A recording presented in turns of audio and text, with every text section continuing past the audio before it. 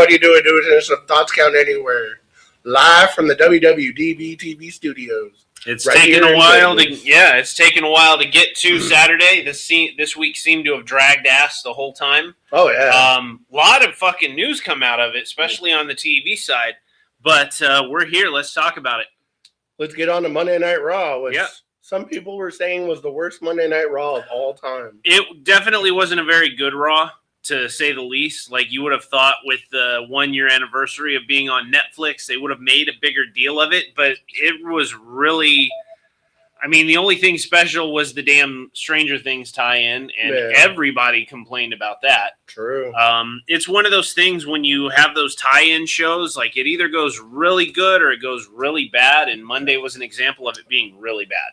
I thought like the cast or something was going to get involved in it. Yeah, you'd think a cast, a group of the cast members would do some backstage shit or something like that. Yeah. I know we've kind of gotten away. You'd probably have more room to do it with the Wyatt Six than anybody on Raw. True. Where you could do some kind of interaction with the show. But it wasn't a good crossover. I don't think it helped viewership by any means. No, I thought that like Stranger Things title looked pretty cool. Yeah, I mean the title looked cool. That it seemed random though. Like it seemed as random as when AEW did like a Texas Chainsaw Massacre tie-in, and it was like this and it was like a brutal match, a lot of blood and random shit like that. And then we got Leatherface come out and chase people off with a chainsaw. The belt part of that reminded me, but I thought if you wanted to look at the types of tie-ins that WWE's done versus what AEW's done, I think this one was not a good one for WWE. It had a couple of title changes. Yeah, the title changes were the biggest news of the week for sure. Rhea Ripley and Io Sky defeated the Kabuki Warriors to become the new tag team champions. Yeah, I kind of wonder if if we're not setting up an inevitable Rhea versus Io at WrestleMania, and this is just kind of a stop on the way to that. But yeah, there's nobody in the women's division seems to really gain any momentum with these titles. It's just there's really nothing being built on it. We're just switching from one to the other. Hopefully, with talent like Rhea and Io being champions, we might see that change, but so far we haven't. It's been pretty paint by numbers in a lot of cases. Like somebody posted a meme was like, "Here's these belts. Leave Stephanie alone for 4 months." Yeah, yeah, basically. At least like nobody's gotten hurt recently, because that's my fear of those belts. Yeah. Every time somebody holds them, they get hurt for a while. Yeah, there's an injury that gets tied to it. And in I thought it was random as hell, but Becky Lynch defeated Maxine Dupree to win the Intercontinental title. In a not good match at all. Like, it was not a good match by any stretch of the imagination. I think a lot of it still... She's improved significantly, but Maxine is still extremely clumsy in the ring. She looks right now like Jade Cargill did in 2020 and 2021. Which says a lot about Maxine, because she's been in the WWE system for a while, and she's not coordinated very well to wrestling. Yeah. Jade has grown out of it. It's taken her a while, but Jade has grown out of it. But she's still very clunky in the ring.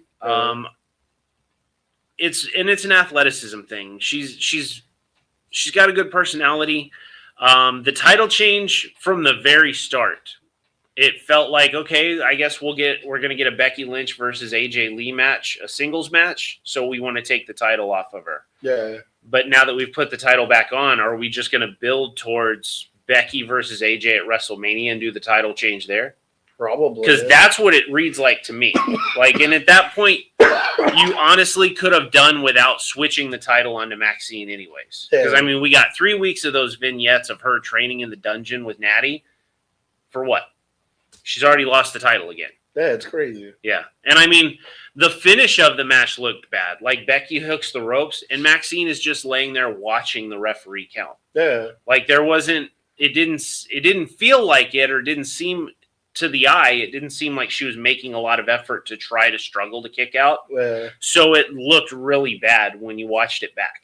That's always one of my biggest pet peeves in wrestling is when they're like watching the referee count. Yeah, face away from the referee. You should never be, because you're going to hear the 1-2 every time. There's no point to be watching the referee do it, especially when we can see your eyes are open. Oh, yeah. Like, if you're selling it and you're knocked out, that's a whole different ballgame. Yeah, you should, like, feel the cadence of the count. Exactly. Know when to kick out. Exactly.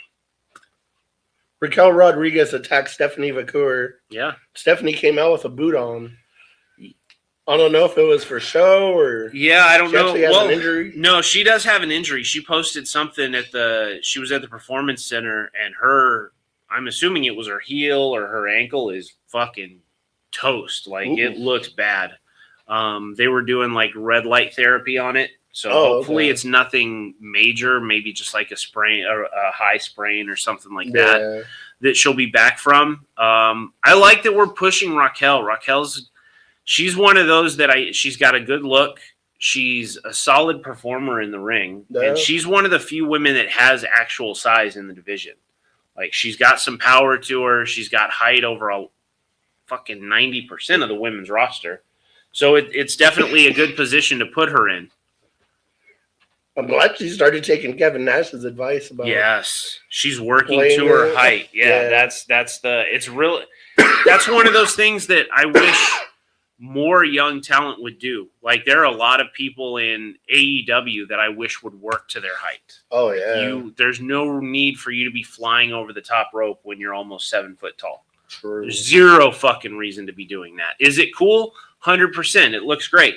It's like when Vader would hit the moonsault off the top. Like, yeah, it's super fucking impressive that you can do it, but leave that to the smaller guys that don't have that physical presence that is marketable.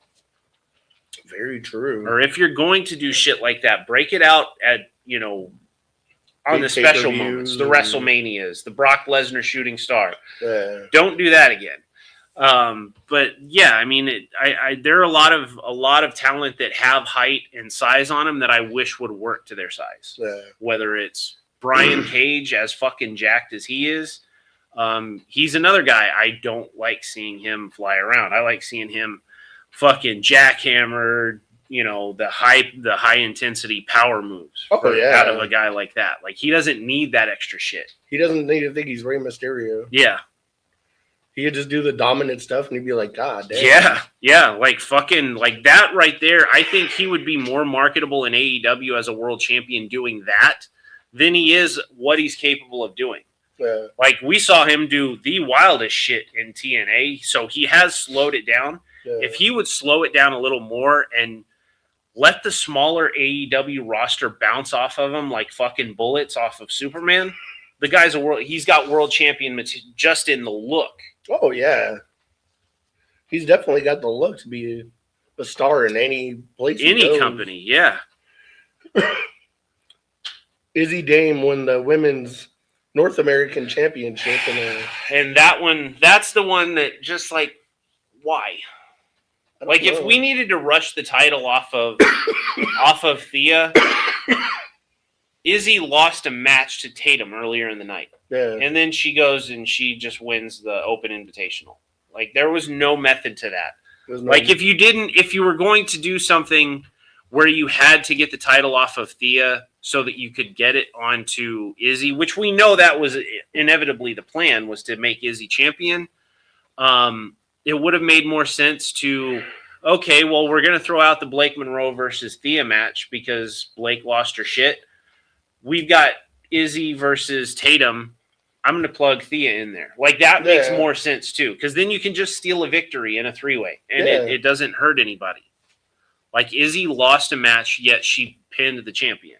And sure, the champion had been attacked earlier in the night, but it didn't flow right to me, in my opinion. Yeah, me either. It made, like, zero sense. Yep. Obafemi vacates the NXT championship. Yeah. Did he do something, or did he just come out and then the belt was in the ring? Yeah, he defended the title against Leon Slater, which there were a lot of people that for some reason thought Leon Slater was going to win. because of the prospect that it'll pop a big TNA rating on Thursday night to see the TNA champion, X Division champion, carry out the NXT title. From the very start, it wouldn't make any sense. Like if it were Ricky Saints that lost the title to Leon Slater, I'd be 100% on board. Yeah. But Obafemi, you booked him to look like an absolute massive superstar. There's no reason he should have lost to someone like Leon. So Sean made the right decision. There's a lot of talent that are getting pulled up from NXT right now. So that's going to leave guys like Ethan Page and Ricky Saints as, you got to assume those guys are going to be top dogs in NXT for a while. So we'll likely see them clash for the title. I'm curious to see how long they drag out the vacant championship, though. Do we see them crown a new champion at Stand and Deliver here?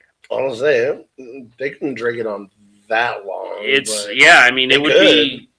Yeah, depending on how you approach it, I think you could, and then you make the WrestleMania match, like a fucking 6-man ladder match or something like that at T-Mobile. Yeah. It's got to be something good to get me to get up at 9 in the morning. When I've got to do a 5-hour WrestleMania that night.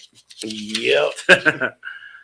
Logan Paul signs a multi-year full-time contract. Yeah, that's good. I'm not surprised that he extended the deal. So yeah, good luck. I'm sure he's got tag team gold or something in the very short future for him. Oh yeah, I could see them doing Usos versus Bronson and Logan at WrestleMania. Yeah. Easily see that being one of the matches. Definitely. Now with like WrestleMania right around the corner. We're less than 100 days away. Effective, I think Wednesday was 100 days away. Oh wow! So it's coming up quick. Good Lord. Obafemi's already being considered for a high-level WrestleMania match. Yeah. It seemed like last night they confirmed he's going to be on SmackDown. Obviously, SmackDown being 3 hours, they're loading the guns for that one. As far as maybe Carmelo versus Oba for the United States title. I don't think it'll be anything higher than that, but it's certainly interesting. I don't see it being Drew versus Oba or anything like that. I read somewhere that they're trying to do Brock Lesnar versus Obafemi.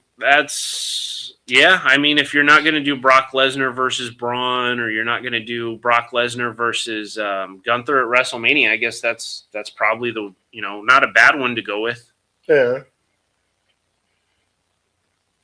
WWE announced the return of WWE World at the Convention Center. Yeah, in Vegas. Now we just got to wait for them to start making the announcements of talent.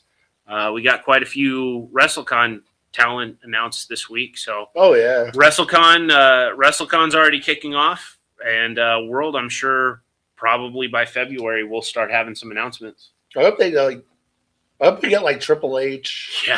Yeah, definitely. Who Triple else H wasn't there last year? Roman never did it. Well, Roman didn't do any of the public stuff. He did a couple of the. I think he did one of the priority shit where you buy the $10,000 package and you get to meet. I think that's what Roman did last year. But yeah, it'd be nice to see him at World with his immune system. I don't know if it'll happen, but I certainly hope so. Yeah, definitely. That's always a good time. We know Mick Foley won't do it. Oh, no. Put him right next to like a Trump doll or something. Should we talk about the championship or wait? Let's just jump right into it. Let's go to it. 3 stages of hell last night. Yeah. The internet went insane. I fucking hate that we did it overseas. Because I tried my best to avoid spoilers.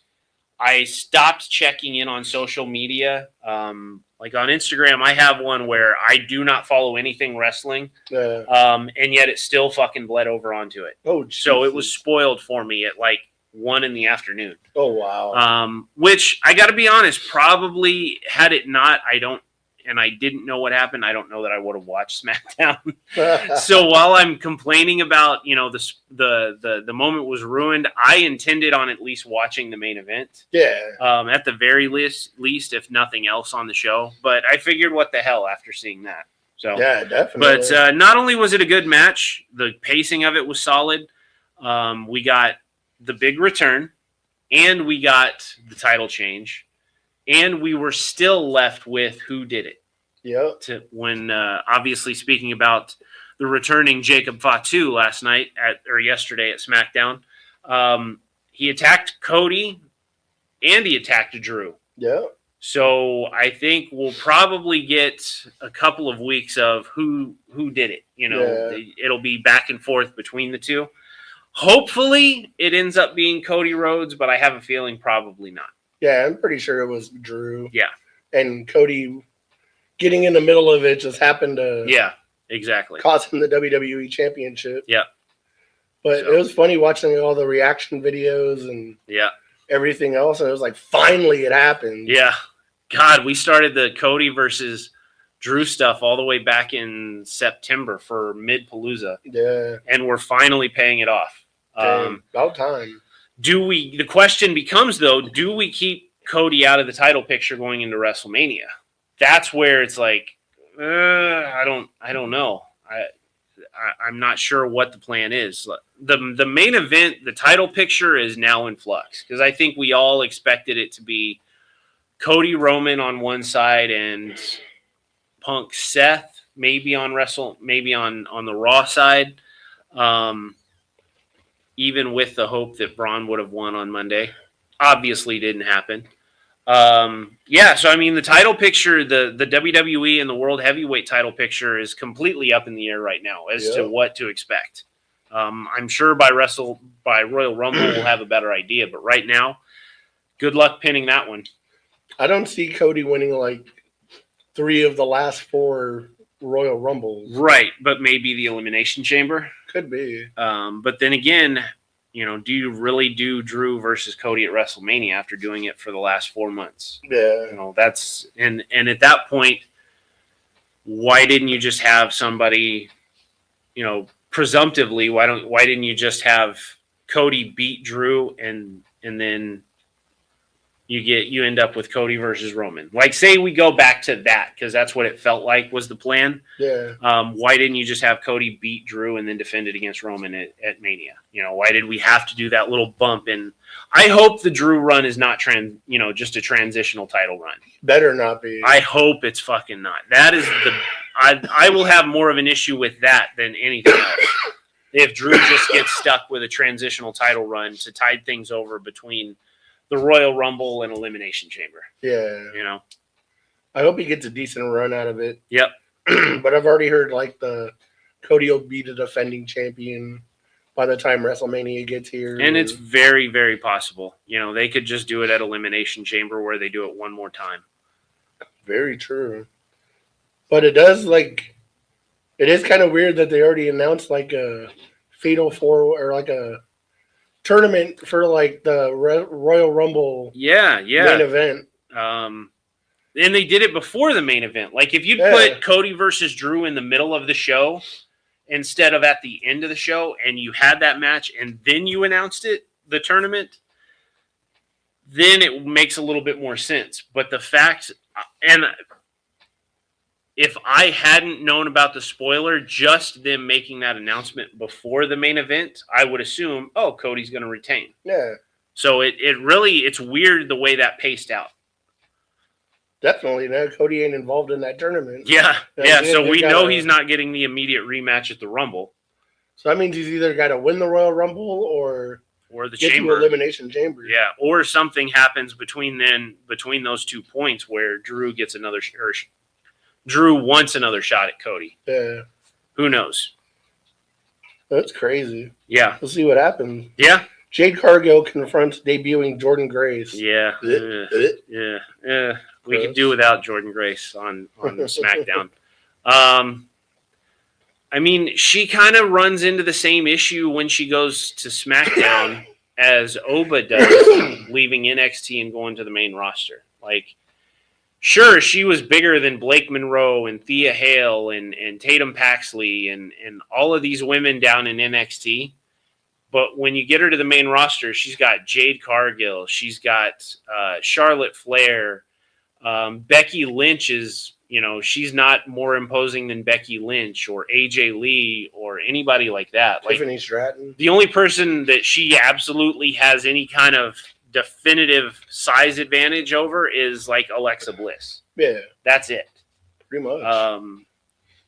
It's going to be interesting to see where she goes because she's lost all the muscle mass. She, that got her that was attention. Her claim to fame. Right. Exactly. That got her claim to attention more than anything. Her wrestling's fine, not to knock anything. Promos aren't great. Her size was really the difference in a lot of her presentation, and she doesn't have that anymore. True. So it's going to be interesting to see how she lasts on the main roster. I just hope I don't want to see her in a high-level WrestleMania match because that'll be my bathroom break. Yeah. Guaranteed. I can understand that one. I don't like her. Never will. Yeah. Yeah, your dislike of Jordan Grace is right up there with mine and fuckface Phil. Pretty much, yeah. Yeah. So I understand it. I'd be there too. Did you see the Stone Cold Steve Austin interview on Chris Van Vliet? I didn't. I saw like a clip where Chris asked him if there's anything you can tell to the new generation, what would it be? And it's to sell, which I 100% agree with him. Slow things down and sell is the important thing. But other than that, it's queued up to be my listen on the drive home this afternoon. Oh, nice. Anything that I should be on the lookout for? No, it's just a lot of like cool information. And... Yeah. I mean, I haven't listened to the whole thing. Like, of the podcast this week, the one that I liked the most, because I've seen the most clips on it, was Cody and Finn Balor. Oh, yeah. And finding out that Finn Balor apparently is a total pothead. Yeah. Smokes weed when he trains. Smokes weed when he came up with Demonito. And I mean, he tipped and the timing of it couldn't have been better because obviously we're going to jump into it here in just a moment. He told the story of how the Bullet Club name and everything came together. Telling the story of that in New Japan, how he had tapped out Minoru Suzuki and they started calling him Shooter backstage, calling him a real shooter. And when the plans came together for him to turn heel, they had him with Bad Luck Fale and Carl Anderson. It's like, okay, so you got the machine gun, you got a shooter. We'll call him the Bullet Club. Yeah. Interesting story. Like, I'd never heard that version of the story of how they came together. I haven't either. Obviously, I knew, the core members and how they were all, they're all Gaijin wrestlers in New Japan, and that's kind of what bonded them, but I didn't know the name came from, and that was cool. Yeah, definitely. And it's cool, like he was the father of the Bullet Club, and the OG. Well, and I mean, with this, and the timing couldn't have been better because this week we got the official announcement that Bullet Club is no more. For the first time in 12 or 13 years, the Bullet Club is not a faction in really anywhere because even AEW's dropped the Bullet Club Gold and calling them the Bang Bang Gang now. The Bullet Club is no more. And, of course, doom scrolling on social media. The first video I saw last night was kind of a what-if scenario with Finn Balor and Cody and AJ and Tama all together doing the Bullet Club now. Because, like, hey, if you're not using it, how about we lease the rights to it and doing the Bullet Club in WWE? That would be so fucking cool. I wouldn't be mad at it. I would not be mad at it. Do I think it's going to happen? Absolutely not, because AJ's on his way out. You'd have to find a way to split Tama from the family tree. Gorillas of Destiny, I don't know why we haven't ditched the MFT thing. It's still so fucking stupid. True that. But do I think it'll happen? Absolutely not. Would it be cool to see happen? 100%. Oh, yeah. Before we get into AEW and everything else, we're going to take a break, pay some bills. Yeah. We got WrestleMania coming up. Shit. No shit. Ah. This is D'Lo Brown. If you want to be part of one of the greatest podcasts on the world, Thoughts count anywhere, every Saturday, 9 to 11 Pacific. Now recognize that. Hey, everybody, Aaron Phillips, and I am standing with Anthony Milton. Hey, I have a quick question for you. What's the name of your favorite wrestling show? Thoughts Count Anywhere. What a convenience. Saturday, 9 to 11 a.m. Pacific. If this guy watches it, better watch it also on Facebook. This is your Warlord of Weird Sin Bodhi, and you are watching Thoughts Count Anywhere right here on Facebook, Saturday mornings, 9 a.m. till 11 a.m. Pacific Coast time. Stay tuned. Do I look like I'm clowning around? Buddy, I'm Aaron Phillips, and I am with the legend. And Sabu, you were telling me earlier about a special wrestling show that you really like, and that is what? Thoughts Count Anywhere. That's a coincidence. The same show that runs Saturdays, 9 to 11 a.m. Pacific, right here on Facebook. You better listen to the man to watch. Aloha, this is April Hom, the Royal Hawaiian from Glow, and you're watching Thoughts Count Anywhere.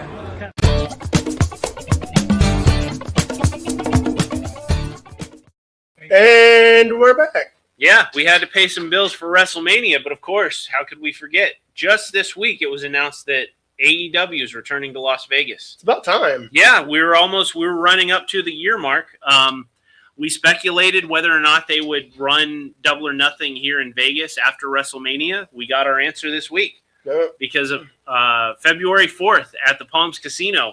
We're going to get to see a Dynamite and Collision taping. Oh, yeah. Yeah, it'll be good.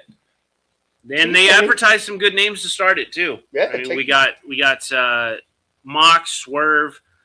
You got to assume MJF. I'm going to be highly disappointed if the world champion isn't there. Tony Storm is advertised for it as well. So we've got, and with it being a double taping, we're going to get quite a few talent here in Vegas. Oh, yeah. Palm Security's going to know us pretty well. Tickets are surprisingly affordable. Like, I managed to pull 2 tickets in the third row for $200.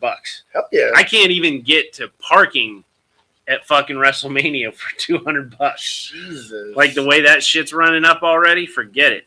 How much is parking at Mania already? I'm just fucking speculating, but the Whiskey or something like that is hosting a pre-WrestleMania, like a pre-show party that includes parking, and it's $500. Jesus. Obviously, you get food, drinks, and they said wrestling personalities are going to be there, so it's not just the parking, but there's not enough chicken wings or no shit WrestleCon talent that could show up. No shit.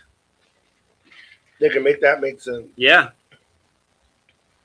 But hopefully it's a good show. It's like there's not a bad spot really in the. Yeah, that's the last show that I saw, a wrestling show anyways, was TNA Hard to Kill. Yeah. Which that was a fucking banger of a show. Yeah, it was. And we got Ospreay versus Josh Alexander, and my opinion was the best show of 2024. Yeah.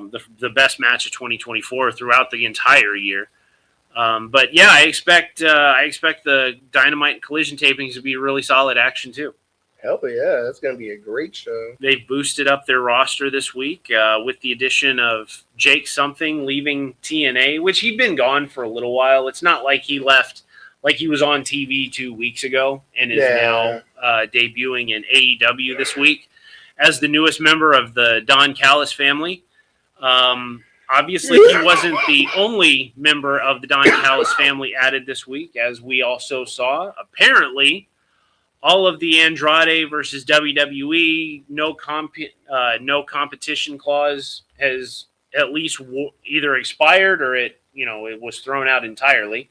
We heard for a while it was going to be 12 months before he'd be able to compete, and that would have been starting in September because it was right after Worlds Collide here. But yeah, he's back in AEW, showed up to assist the DCF this week. So hopefully there's 2 names that we'll get to see here really soon. Like when he came out and did his thing, he did it literally the exact same thing. Except they didn't do the lights out. That's the only thing they didn't do. That's true. But yeah, it's cool. I would have saved that moment. I wouldn't have done it the same night you got Jake Something in there, but they're trying to make up for lost time, I guess. Yeah. If MJF isn't in the Vegas show, I'm going to try to bribe him or something to At least get like a picture with him. Yeah. Jesus Christ. Yeah. Come on, $100. Something. I'm hoping that we'll get some WrestleCon talent announcements with the AEW roster, like to kind of coincide with that week. You know, maybe WrestleCon will save those. We'll get Ospreay, we'll get Okada, Mercedes, MJF. We should. We'll see. I forgot to put it on the run sheet, but New Japan did announce a Vegas show. Yeah, they did. They're doing the Death Invitational as a part of the collective this year over at the Horseshoe. So, yeah, obviously we had the Stardom show was announced 2 weeks ago, so we're going to get a lot of good Japanese talent in Vegas for Mania Week. Hopefully that will include, you know, some of the names from WWE or from AEW as a part of WrestleCon and a part of that show. Let's see, you got Jake something. Jake Roberts underwent successful hip surgery. Man, Jake's got a little bit of everything going on. I mean, a couple of months ago, it was his heart. Now it's his hip. So it's going to be a while before we'll see him on television again, if at all. But we wish Jake, you know, speedy recovery. Hell of a guy. Yeah. Yeah, definitely. When we had to drive him around for one of the events, and he was like carrying oxygen and having a hard time getting around. And hopefully he's getting better because the amount of crazy stories that man has. Yeah, nobody's got stories like Jake Roberts, that's for sure. You know what the craziest one I've heard? Which one? He's afraid of snakes. Yeah, that's a little crazy considering. Yeah, man used to travel around the world with him for 20 years, and he's afraid of snakes. That's definitely a crazy story from that one. At least one that can be told on here without, you know, telling anybody's dirty secrets. Oh yeah, so especially when I was like, we're in the car, and I was like, "What's the craziest road story you're not allowed to tell?" Yeah.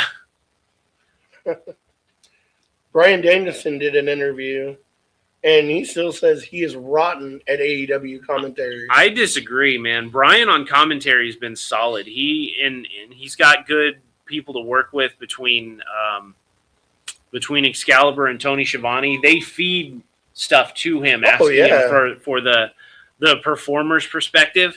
I think Bryan Danielson's one of the better commentators on AEW because he has that experience, and they can go back to that. Like, oh, what is he thinking in this moment? And Bryan is able to break that down and give you that analysis, like Tom Brady is watching, you know, a quarterback battle. Yeah.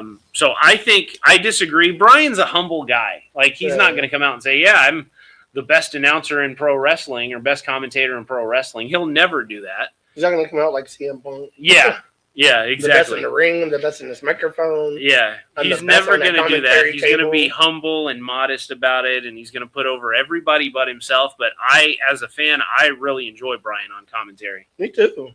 So it's, you know, we'll take that one with a grain of salt, Bryan. I always thought he was like good ever since like he started doing it. Yeah. And then I hear that stuff, I was like, what? Yeah, but you got to remember, it's just Bryan being modest because the guy's way better at everything than he gives himself credit for. He doesn't even think he's that good of a wrestler either. Yeah, and that's where the crazy shit gets in. AEW could lose the HBO Max as the Netflix and Warner Brothers Discovery deal puts streaming future in doubt. I can't imagine that TNT and TBS would entirely do away with their streaming because they've still got all of their sports. Like, they've still, obviously, AEW. They've got the NHL. They've got baseball during the summer. They've got college football, college basketball. I'd be shocked if they don't transition it from HBO Max to Turner Sports streaming or something like that. It could end up at ESPN, and in that case, AEW, I assume, would probably make a move over to Amazon for their streaming, but we'll see. There's so many streaming like outfits out there. There's somebody that will take it. Somebody will take AEW, 1,000%. Without question. It's a content war. On to TNA and the indie news. Yeah. Mustafa Ali confirms that he re-signs with TNA. Yeah, I mean, we would think with all of the... And I still will say that Leon Slater's time in TNA is drawing to the end. Because, like, WWE's putting so much emphasis on highlighting that kid. He's on that blackboard of Here's when his contract's up. They've got signing him. Yeah, they've got his date already circled on the calendar. They know exactly when his contract is up, and they'll certainly be taking him off the board as soon as they can, just like they did with Joe Hendry, just like they did with Jordan Grace. Leon Slater's on his way out, which is good because that opens up opportunity for guys like Mustafa in TNA. With the partnership, I kind of would have expected him and maybe Ziggler to come back, but it's good to see him sticking around in TNA. Because TNA obviously going to AMC this week. They're going to need some help. Oh, yeah, definitely. And it turns out they're getting it this week in the form of a phenomenal addition to the debut on Thursday night on AMC, because it was announced yesterday that the phenomenal AJ Styles will be traveling from Germany, where he wrestles Gunther on Monday. He'll be showing up in Dallas for the first edition of Impact on AMC. That's going to be awesome. That man's going to have a busy-ass week. Yeah, he is. I can only assume what the hell is going to happen on Monday night.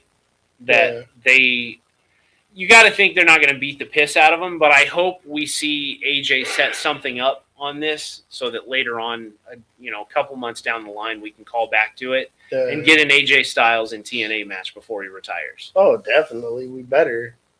AJ is like the face of TNA for like the longest time. Still, no disrespect to Joe or anybody that has come and gone since AJ left 13 years ago, but really, AJ Styles built that company. That man carried that company for 10, 11 years on his back, and he's still one of those names that is synonymous. Like, when I go back and watch TNA, and this is no shade to any of these guys, I'm going back and watching 2005. AJ Styles, Daniels, Samoa Joe. Like, that's the shit that I'm going back to watch. Like, AJ Styles is still synonymous with TNA wrestling. It's crazy to say we can say this. And he's been in WWE longer than he's been in TNA. Yeah, he has. Well, he's very close. He's had more matches in WWE than he had in TNA. But the Royal Rumble, we're coming up on 10 years officially. Wow. And he was in 2002 to 2012. So, yeah, we're right there on the cusp of him, making the 10 years. But yeah, it's fuck, man. 10 years in TNA to build it, 10 years in WWE to carry it. And then, of course, he had that fantastic fucking run in New Japan and Ring of Honor. Yeah. But you got to give it to him, man. He's definitely carved out that, that Hall of Fame wrestling career. Oh, 1,000%. You cannot argue that. No, I don't care what company you're an advocate for. That man has carved out a career in both companies by far. He was on Undertaker's podcast. Yep. Talking about the last rites or the Buried Alive, and what's it called? Boneyard match. Boneyard match. Yeah. And Undertaker basically gave him like the best compliment he could and said, "You're this generation, Shawn Michaels." Certainly. Yeah. Paul Heyman said it. AJ Styles is to this generation what Ric Flair and Bret Hart and Shawn Michaels were to their generation. And you look at his body of work. Is he as flashy on the mic? No. But in the ring, he did everything that those guys could do and took it to and blended it to a hybrid style that, has really led the professional wrestling business into the future. Like, AJ Styles he's far enough along in his career and he's close enough to the end of it that we can start having the discussion and we see him on the internet all the time, and it's photos of The Rock, The Undertaker, Stone Cold, and Triple H, and you have to remove one of them to keep the rest of the future of the business intact. Who would you take care of? Who would you take out? We now have to include, for a more current generation, John Cena, AJ Styles, CM Punk. You could probably put Bryan Danielson or Randy Orton. I think Randy Orton is a better example. And AJ Styles is one of those guys that, looking towards what the business is becoming and the performance in the ring and what it's going to continue to be going forward, I think AJ is one of those that you can't immediately take him out of that discussion. True. So it's insane to look back at AJ Styles' career now that we know he's getting towards the end of it and seeing like this guy fucking led the future of the business in a lot of ways with the work that he was doing in TNA, the work that he was doing on his first run with Ring of Honor. Obviously the New Japan where the New Japan run, AJ Styles solidified himself as somebody that could be an absolute world champion in any company. Oh, yeah. And of course, the WWE run coming to the WWE when at a time when Vince McMahon was running it. If Triple H had been running the WWE in 2016, AJ Styles would be a fucking superstar. But because Vince was the man running it for so long, there was the question of, will they give him that opportunity? Even with that pop he came out with, Vince was like, eh. Yeah, Vince still wasn't sold until a few months later on what AJ Styles could do. And because AJ coming into WWE at the time that he was, they weren't hiring every single hot prospect that was coming from New Japan. They weren't looking at Ring of Honor's top guys that, as they were contracting out at Ring of Honor, when can we get them? Yeah. And AJ Styles was that guy that came in and he fucking took off like a rocket. Man was 4 months into his WWE career and he's in a title program with Roman Reigns. Yeah. And less than a year, he's winning the world title for the first time. He beat John Cena 8 months into his WWE career. That shit does not happen. That was in Vegas too, wasn't it? No. It was in New Jersey. Oh, okay. Because it was when they were running Barkley every year. They had finished the LA residency for SummerSlam and then Barkley for 3 years. But yeah, no, we saw it. One of the matches that happened after the SummerSlam match happened here in Vegas. Yes, that we did see. But yeah, he went from debuting in the Rumble. They didn't know if he was going to get any kind of reaction. If he was going to work out in WWE, and in less than 9 months, he was beating John Cena in a match. That's crazy. And he beat him clean. It wasn't a screw job finish. So that's something that speaks a lot to what AJ Styles did in WWE.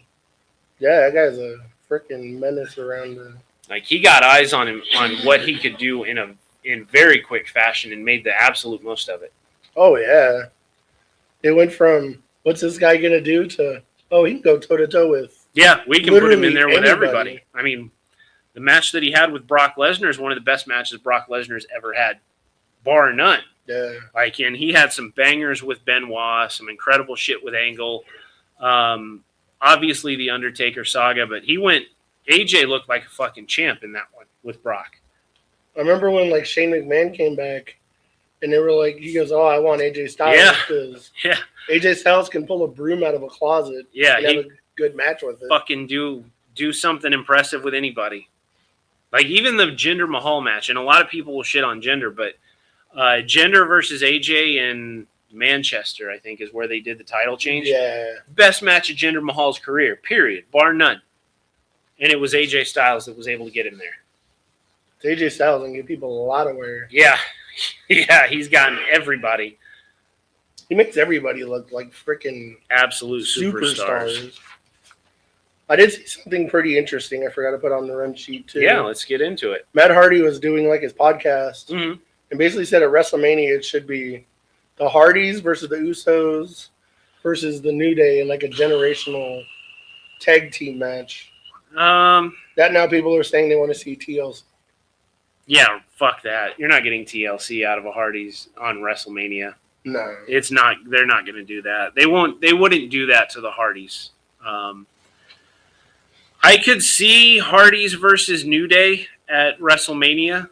I still think we're going to get Bronson and Logan at WrestleMania against the Usos, taking the tag titles off of them. Yeah. Because Logan Paul carrying that World Tag Team title on all of the shit that he does, whether it's the podcast or stuff with his brother and all of that, they'll want to take advantage of that, and they'll make a huge deal. WrestleMania is the only place you can do it too with Logan Paul. That's the eyes of the sports business, the sports industry are going to be on Vegas that weekend. You'll want Logan Paul's first WWE title win to come at It's not his first because he had the U.S. title, but his next title, I suppose, you would want to do that in Vegas. I think. Oh yeah. Like you're not going to do it on a random Raw. I would hope not. So, but yeah, I could see the Hardys in some form wrestling at WrestleMania. I just don't know about the idea of doing Hardys versus Usos versus New Day, because at that point you have to put over Usos or New Day, and the Hardys are your NXT Tag Champions. So, very true. Oh, I did put that on the wrench. Yeah, it's on there. It's on there. Jeff Hardy says he has 2 bulging discs in his neck. I wonder if Matt isn't saying this because he doesn't know whether or not Jeff will be able to do the surgery and come back. Yeah. With everything that Jeff Hardy has put his body through for the last almost 30 years. Yeah, 30, early 90s. Yeah, ridiculously long time. The idea of him missing what you could only assume is at least 6 to 12 months. Is his body going to allow him to come back? So they probably want to get this out of the way, knowing that the clock is ticking on Jeff Hardy's career. Yeah, definitely. He's like a ticking time bomb and has been for. Yeah, and this time it's not through his own fault. It's just he's asked so much of his body over the last 30 years. His body can't. He can only do so much. I'm surprised he's like held on this long without without major surgery. Without some kind of crazy surgery and everything else you might need. Because you got to look at all of the other guys that were involved in that. What was and could still be argued one of the best multi-team tag team feuds in all of pro wrestling history with the Dudleys and Edge and Christian and the Hardys. Jeff is the only one. Well, I guess Bully too, because Bully hasn't sustained any serious injuries that required massive surgery. Like Matt's gone in for neck surgery. Obviously, Edge and Christian both have. Devon had to have back surgery. So really, Bully and Bully, Bubba, and Jeff Hardy are the only ones that haven't had that seriously long sabbatical due to injury in their career, which, given what they were doing at that time, is shocking. Those two are taking like the crazy ass spots. Too. Yeah. Jeff taking the damn spear off the ladder or flying off of a 20-foot ladder onto double tables stacked underneath him, and not to mention the shit that he did outside of WWE, which was even crazier in TNA, and the stuff that he did while the short period that he was there with AEW, especially that Darby Allin match where they were both flying off fucking ladders on television like it was a pay-per-view. For his body to have held up this long, kudos to him, man. Hopefully he can get this surgery resolved and make the comeback. But we've heard it from Daniel Bryan within the last year. The ring rust is starting to settle. All the scar tissue is starting to kind of harden, and everything is harder now because his body's not used to having the shit beat out of him. Jeff Hardy's probably going to run into that same issue when inevitably he does go down for that surgery that'll have to occur. Definitely. Once you say like you stop taking bumps and the calluses go away, you feel everything. Yeah, absolutely. And Jeff Hardy, unfortunately, he's more than maxed out his bump card, to say the least. I think he's on his 3rd or 4th. Yeah. That man's rolled his bump card over multiple times at this point. Oh yeah. But I was watching Eric Bischoff's podcast. Mm-hmm. Him and Bret Hart are like never gonna stop going at it. I think. I'm glad you brought up Bret Hart and podcast because I was watching clips of Chavo Guerrero with Chris Van Vliet. Mm-hmm. Chavo Guerrero is the Hispanic version of Bret Hart. He's just so fucking bitter. Oh, God. The clip that got my attention yesterday the most was Chris asked him, what he thinks about Dominic Mysterio and the homage that he, pays to Eddie on such a regular basis. And Chavo's response is disgusting for somebody that works for WWE. He effectively said, well, if he wasn't getting paid, would he be doing it? Like, if he couldn't exploit it to get over with the crowd, would he be doing it? Like, I'm sorry. There's nobody in pro wrestling that rode the coattail of Eddie Guerrero after Eddie died more than Chavo Guerrero. Oh, and God forbid a kid that 20 years ago was involved in a program with Eddie pay homage to Eddie. Yeah. You know what I mean? Especially knowing how close Ray and Eddie were. Oh, yeah. Obviously, nobody's disputing how close Eddie and Chavo were. That's literal blood. But it's so fucking disgusting how so bitter some of these guys can be. That is insane. Like Chavo Guerrero. I'm curious to what was said about Brett on this one. Just because we've heard some real doozies out of Brett in the last year on podcast appearances and stuff like that, like his accusation of Shawn and Vince on the bearskin rug. I'm quite curious what Bischoff had to say about him. Bischoff basically said that Bret Hart was never a top star in any promotion he was in. He's never going to be that legend of like Stone Cold or Rock or anybody like that. Well, I wouldn't put him on. There are people that will absolutely disagree and will fight me to the death on this one. I wouldn't put Bret on Mount Rushmore.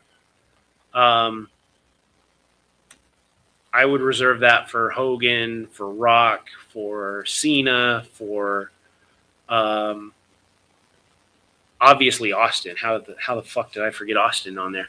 I wouldn't put Bret on there. Bret was never that level, but to say Bret was never the top star anywhere is bullshit because he was in WWE.